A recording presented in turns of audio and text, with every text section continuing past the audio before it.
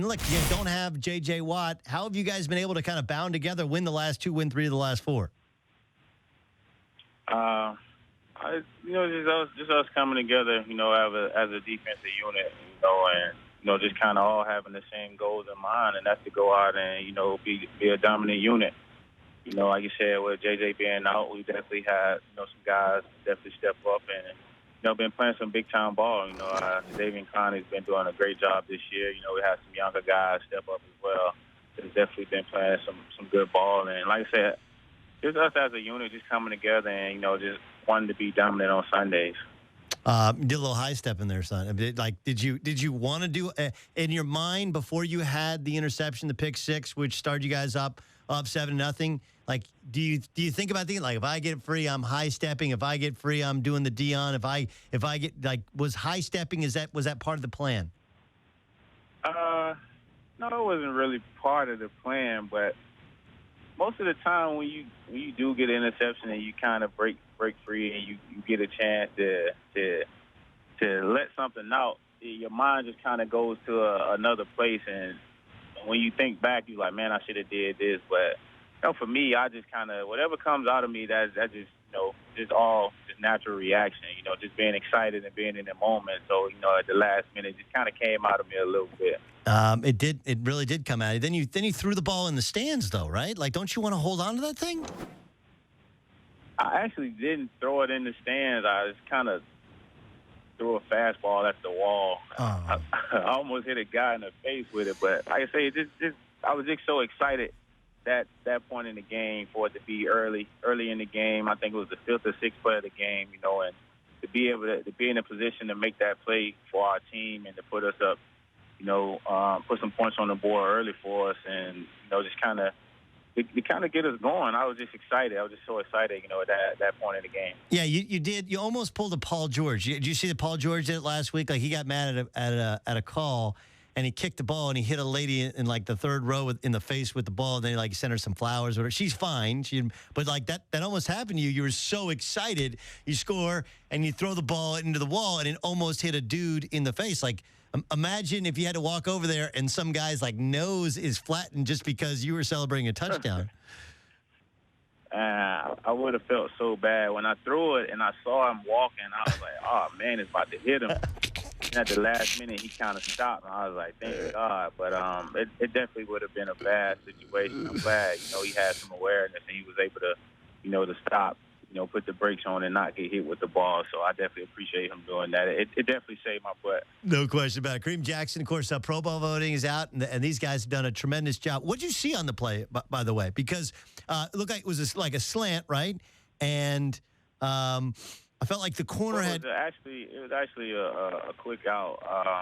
It was just early in the game, and just from film study, just kind of thinking, they'll try to get their quarterback going early with some quick throws, some easy throws, just kind of get them in the rhythm. So, once I kind of saw, the formation and the split of receiver in my head, I automatically went to thinking, this had to be a quick route. So I was able to, get a good break on it, and, I caught it.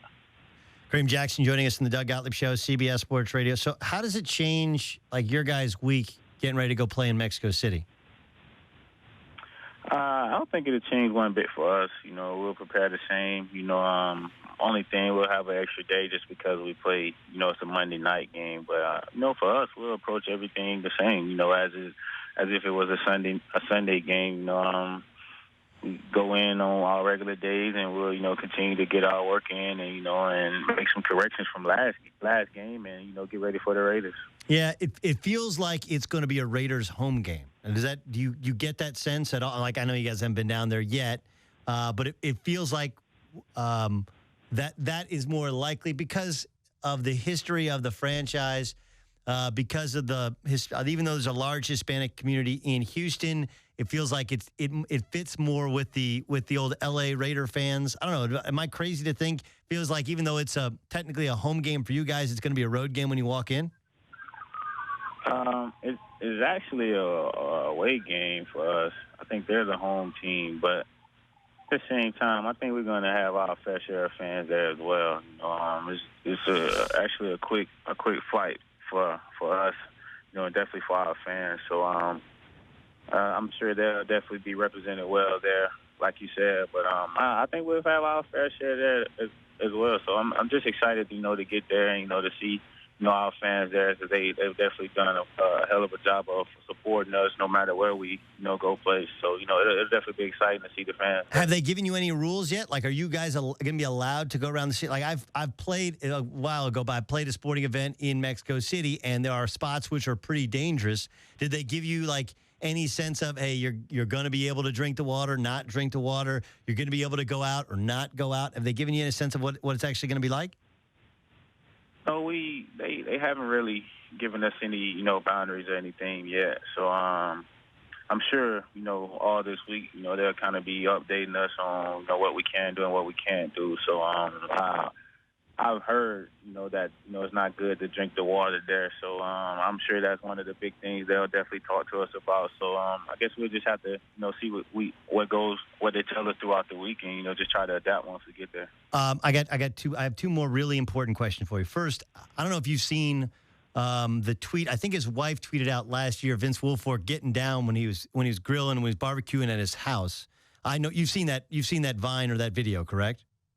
Yeah, I've seen that one. Okay, can Vince actually cook, though? Forget about can he dance, can he get down. Have you actually been to Vince's house when he cooks?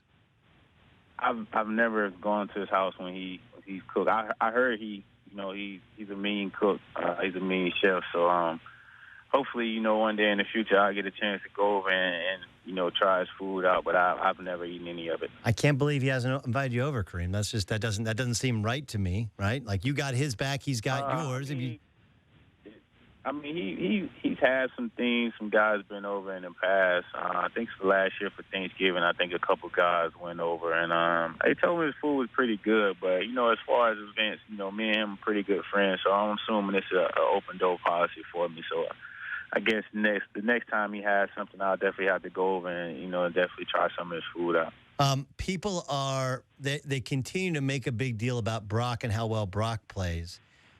What's it like to be part of a team? You're like, hey, look, we're 6-3.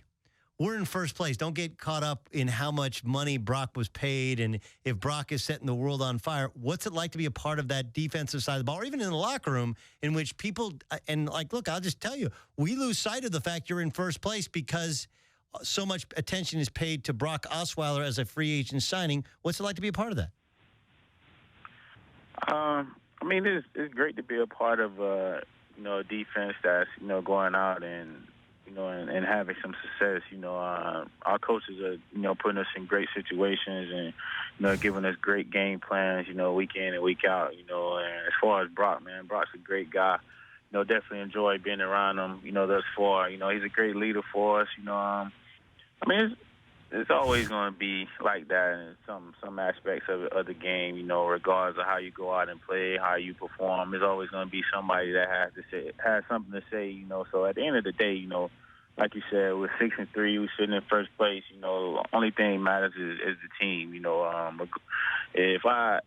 Whatever happens, if offense, go out and puts up 40 and if defense, if we can't stop anybody, they definitely, cover for us and vice versa. But at the end of the day, the only thing that matters is us going out and getting that W. And, we was able to do that. So that's, like I said, that's the only thing that matters.